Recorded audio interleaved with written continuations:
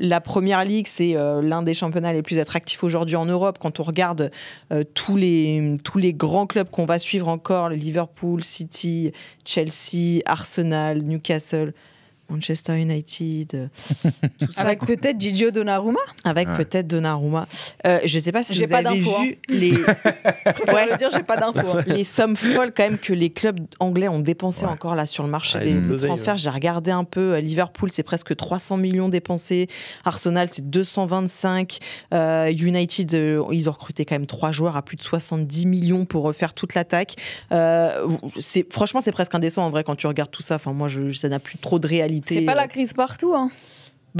Alors United pense que ce n'est pas la crise, mais parce qu'ils dépensent à foison sans vendre personne en plus quand même, donc il faut le dire, mais à croire qu'ils ont de l'argent et que tout va bien alors que ça va pas du tout en fait financièrement dans le club depuis des années.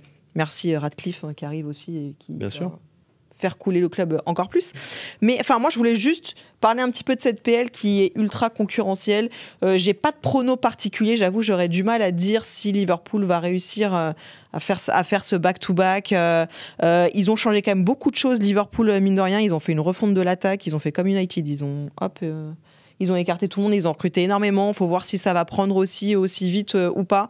J'ai envie de me demander si Arsenal va enfin passer ce cap et enfin réussir. Je crois que ça fait 3 fois de suite là qu'ils finissent deuxième de PL. Est-ce qu'ils vont réussir enfin ou pas ?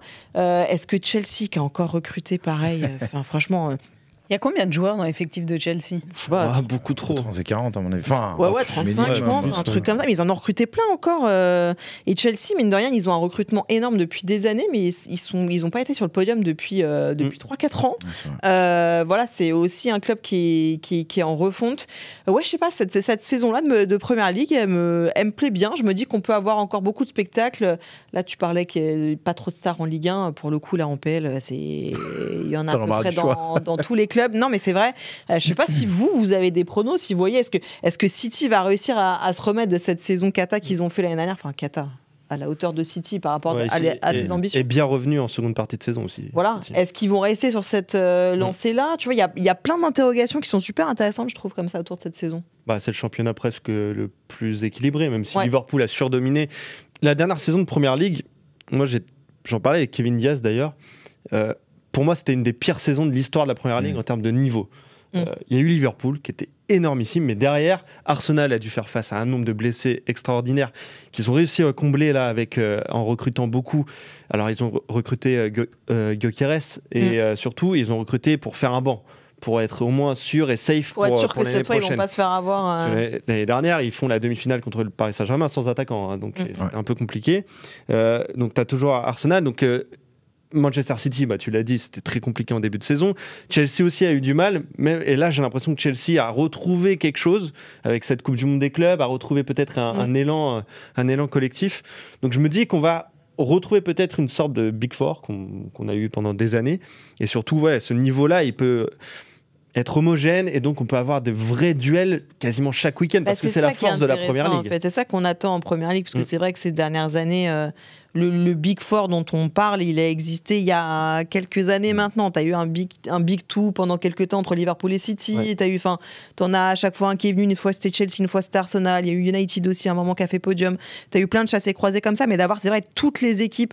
On peut même inclure Newcastle aussi là-dedans, qui a vraiment franchi un step en PL. On a envie en fait de les voir tous au même niveau en même temps, tu vois, pour voir ce que ça pourrait donner. Et ça, franchement, ça peut faire des matchs de dingue. Tu sens la personne qui suit Manchester United et qui espère quand est-ce que Manchester United club va renaître de ses cendres. Je sais pas si c'est pour maintenant. Non, mais c'est vrai qu'il y a un truc qui est vachement intéressant dans cette saison, c'est que en fait, il y a une énorme question qui se pose sur les plus gros clubs, et tu as presque l'impression que tu pourrais avoir une saison un petit peu de la bascule. Est-ce que City va pouvoir réussir entre guillemets sa transition?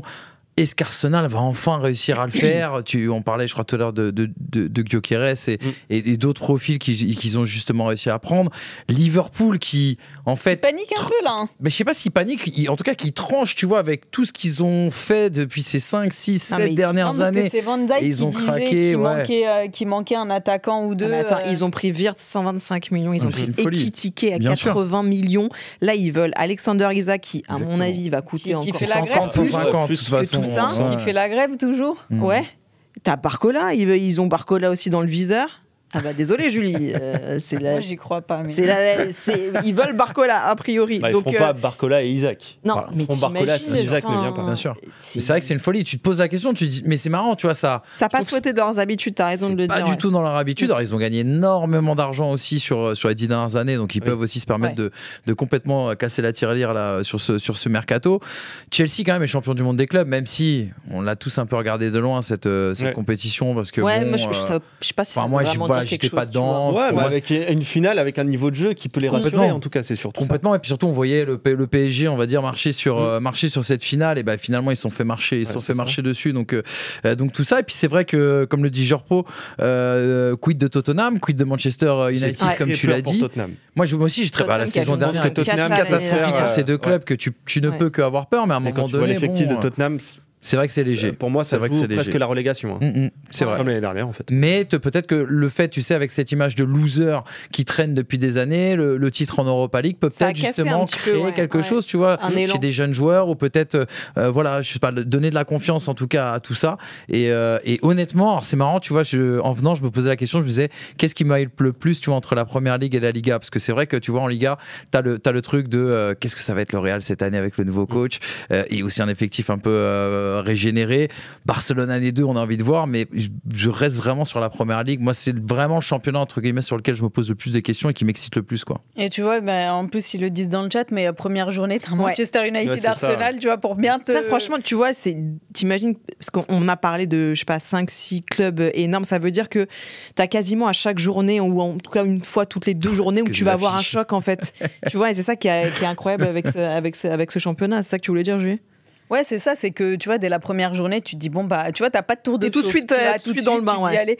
Moi, j'avoue que j'ai pas d'attache avec les clubs en Europe. J'aime regarder du foot quand l'affiche me plaît. Et j'avoue, tu vois, même si Manchester United, c'est la tristesse absolue ces dernières années, et j'en sais quelque chose, j'étais à la finale de la Ligue Europa. Et franchement, je pense que c'est pas loin d'être le pire match que j'ai vu en live de ma vie. Et même pas en live, je te rassure, devant la télé. Non, sincèrement, de ma vie, c'était vraiment. Enfin, tu vois, t'essayes de t'enthousiasmer. En plus, t'es dans un beau stade, c'est une finale européenne et improbable. Et tu te dis, tu sais qu'United est en galère depuis quelques années, mais tu vois, la première journée, moi, Manchester-Arsenal, t'as envie de le regarder. Pourquoi pas, ouais. Mais t'as envie de le regarder, t'as envie de savoir, tu vois, est-ce que ça va marcher? Ils ont recruté beaucoup de monde. Est-ce que, tu vois, alors eux, pour le coup, en attaque, ils ont fait vraiment une refonte totale. Est-ce que ça va marcher? Est-ce que ça va fonctionner? En fait, United, c'est la même question tous les ans. Est-ce que c'est la bonne année, enfin? Est-ce que ça va se réveiller? Mais la bonne année, pourquoi? C'est quoi les attentes? Mais pour revenir, alors déjà terminer la première partie de tableau, ce serait déjà pas. C'est fou, la Ligue des Champions. La Ligue des ouais, la Ligue des Champions, évidemment. Tu peux même pas. Ça paraît compliqué, mais t'es encore loin des 4 qu'on a cités. Donc Liverpool, Arsenal, City. Imprenable. Chelsea, je pense que tu es très loin. Tu peux peut-être viser la 5e. Et ils ont fait une bonne pré-saison. United, après, ça vaut ce que ça vaut. La pré-saison, tu vois. Mais ouais, je sais pas. Moi, Chelsea, vraiment, ils sont toujours tellement incertains. C'est toujours tellement. Tottenham, je t'en parle même pas. Donc, après, il y a Newcastle aussi. Donc, Tottenham, en revanche, Tottenham, j'ai zéro attente. Peut-être qu'ils vont prendre la Supercoupe contre le PSG. Mais franchement, Tottenham, l'année dernière, ils prennent la Ligue Europa. Mais c'est un miracle absolu. Ils finissent quoi? À 6 points la zone de relégation. 14, un truc comme ça. Non, ils finissent 17e. Je crois les premiers non relégation. Tu perds quand même un de tes joueurs emblématiques. Moi, je m'attends à rien sur Tottenham. C'est un peu, tu vois, Son, il s'est dit c'est bon, c'est le moment que je me casse là parce que. Il s'est dit j'ai gagné la Ligue Europa à l'ego. Mais non, Tottenham, moi j'avoue, j'ai aucune attente. Après, c'est vrai que tu vois des clubs comme Aston Villa, Newcastle, ça me hype un peu plus que Tottenham. Tottenham, c'est un peu, tu vois, l'eau tiède. Mais Tottenham, c'est très inquiétant. Ça me fait penser un peu à Leicester. Bon, après, Tottenham est resté beaucoup plus longtemps, mais Leicester qui a été champion, et derrière, ça a été une grosse crise jusqu'à finir. Tous les gros joueurs qui s'en vont l'année d'après, et après. Et là, Tottenham, tu regardes l'effectif, mais tu te dis, il est loin le grand Tottenham qui atteignait la finale de la Ligue des Champions, avec des. Pas de stars non plus, il va à personne, mais avec des Lloris, etc., où c'était vraiment une belle équipe. Là, c'est catastrophique. Et Kane, bien sûr. Là, c'est cata. Là, t'as plus personne à qui t'accrocher, vraiment. Ça donne quoi, les cotes? Est-ce que Liverpool favori? C'est intéressant de savoir à peu près. C'est ultra serré entre les 3, donc Liverpool, Arsenal, City, ça se tient en 1,50 à peu près. Ouais, 2,75 Liverpool, 3,25 Arsenal, 4,25 City. C'est ouf. Donc forcément, déjà, rien que ça, c'est dingue. Tu vois quand même le gap derrière avec Chelsea. Chelsea et Manchester United, que les bookmakers vont finir 5e. Mais qui voit devant Newcastle. Qui voit devant Newcastle, devant Tottenham, devant Aston Villa. Donc il faudra voir ce que ça donne. Mais c'est vrai que il n'y a que des bonnes choses à faire. Erling Haaland en favori des meilleurs buteurs. Bon, c'est un pari quasi sûr. On va voir ce que ça donne. Les cotes, elles sont tellement indécises que si tu as la bonne décision, c'est ça le plus dur, bien évidemment, mais les cotes, elles sont tellement indécises. Quand tu vois la cote la plus basse, elle a combien tu disais sur le titre de champion, celle de Liverpool, c'est 3. Attends, elle est 2,75, 3,25. En fait, c'est que des cotes où si in fine tu as la bonne réponse, tu peux prendre un max de cash. Bon, faites attention quand même. Okay, bien sûr. Flambez pas trop quand même. C'est pour ça que les cotes sont élevées. C'est difficile à prédire. Est-ce que tu peux prédire le podium? Est-ce que si tu fais un petit combiné comme tu as fait sur la Ligue 1, là, ça peut Il ne propose pas le podium sur la première ligue. Il propose le top 2, le top 4. Et il propose. Alors, je vais trouver le top 4. Meilleur club. Mais top 4, il faut l'avoir dans l'ordre? Non. T'en as un dans les 4, je crois, c'est ça? Mais il propose les 2 premiers dans l'ordre. Donc là, on peut s'amuser. Liverpool-Arsenal à 6,25, Liverpool-City 6,75. Ah ouais, donc quand même la probabilité qu'Arsenal finisse a priori plus haut que City, si je comprends bien. Oui, c'est ça, exactement. Donc voilà, on peut s'amuser sur ça aussi. Et quand tu fais 3 fois deuxième ça commence à sentir un petit peu. Voilà pour les codes de notre partenaire Winamax. Point d'exclamation à Winamax dans le chat, les amis.